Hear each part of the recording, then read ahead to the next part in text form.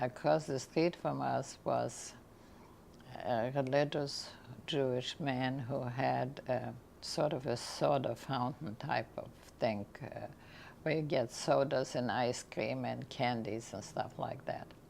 In the back of his store, he built an oven like you see today in pizza ovens. And he encouraged all Jewish people to bring on Friday the cholent. So my mother would prepare the cholent and put a brown piece of paper over it with a string and the name on it. And we would bring it to this man and pick it up on Saturday. So it would cook overnight in this oven.